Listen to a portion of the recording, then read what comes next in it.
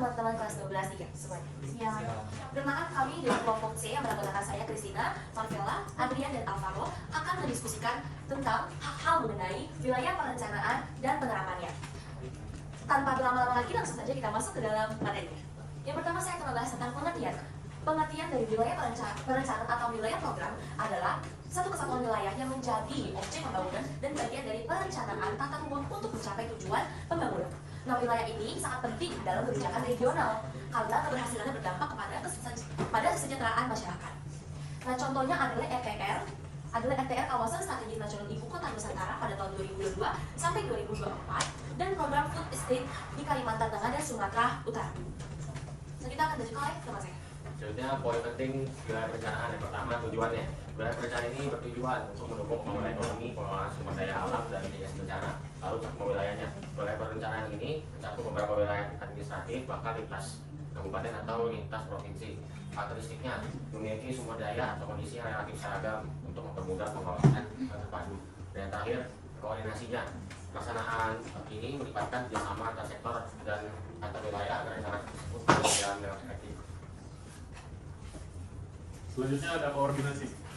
Dalam koordinasi ini pelaksanaannya melibatkan beberapa sektor-sektor dan antar wilayah agar rencana wilayah perencanaannya menjadi efektif.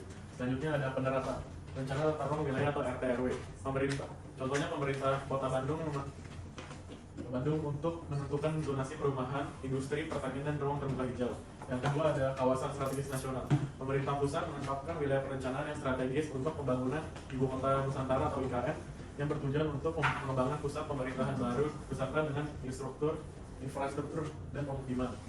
Selanjutnya, penerapan yang terakhir yaitu pengembangan kawasan wisata seperti wilayah di sekitar Danau Toba yang dijadikan sebagai wilayah perencanaan pengembangan kawasan pariwisata, sehingga infrastruktur, promosi, dan pelestarian lingkungannya dikembangkan berdasarkan rencana pada wilayah tersebut. Sekian presentasi kelompok kami akan membuka sesi tanya jawab. Baik, dipersilakan kepada Stephen Ruben untuk memberikan pertanyaan. Baik, perkenalkan nama saya Stephen Ruben Yamutra. Izinkan saya untuk bertanya, bagaimana sistem RTR dan program Food Estate di Kalimantan Tengah dan Sumatera Utara? Baik, terima kasih atas pertanyaannya. Izinkan kelompok kami untuk berdiskusi terlebih dahulu.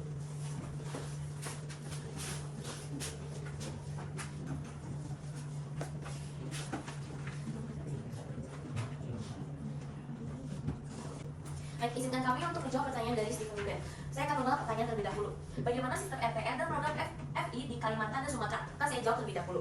Nah, program RTR dan program Food Estate di Kalimantan ini masih dijalankan hingga masuk ke dalam proyek strategis nasional atau PSN. Dan proyek ini dipegang langsung oleh pemerintah dari dulu hingga sekarang. Tetapi keberhasilannya ini masih diperdebatkan karena banyak sekali tantangan-tantangan dari proyek tersebut. Selanjutnya akan ditambahkan oleh teman saya. Selanjutnya pada program Food Estate Kalimantan Tengah mendapatkan banyak sekali kritikan seperti lahannya banyak yang terbengkalai, produksi pangannya yaitu padi dan jagung juga sedikit, adanya isu deforestasi dan menjadi lahan yang gabut. Selanjutnya, program Food Estate di Sumatera Utara ini juga sama mengalami proyeknya mengalami kegagalan, namun mereka fokus terhadap tumbuhan seperti bawang merah, bawang putih, dan kentang. Jadi dapat disimpulkan bahwa program Food Estate ini masih terus berjalan hingga saat ini. Namun hingga saat ini masih belum menemukan keberhasilannya dan terdapat berbagai kegagalan hingga kerusakan lingkungan. Sehingga perlu adanya evaluasi dan perencanaan ulang agar program ini dapat menjadi program yang berkelanjutan. Baik, sekian jawaban dari kelompok kami. Apakah jawaban kami sudah menjawab pertanyaan dari Stephen Ruben? Ya, terima kasih. Baik, dipersilakan kepada penangga untuk menanggapi presentasi kami. Terima kasih atas pertanyaannya. Izinkan saya ini koordinasi untuk menanggapi. Yang pertama-tama presentasi kalian sudah sangat jelas dan jawaban yang sudah diberikan kepada sesi pertanyaan ini sudah lengkap. Hanya saja ada beberapa dari kalian yang lupa materi. Terima kasih. Izinkan kami untuk menutup presentasi pada siang hari ini. Tetapi sebelum itu, teman kelompok saya akan menarik kesimpulan.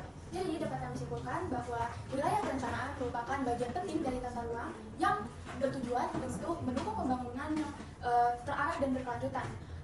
Melalui perencanaan ini diharapkan pemerintah dapat mulai mengetahui zonasi sesuai dengan kebutuhan ekonomi, sosial, dan lingkungan.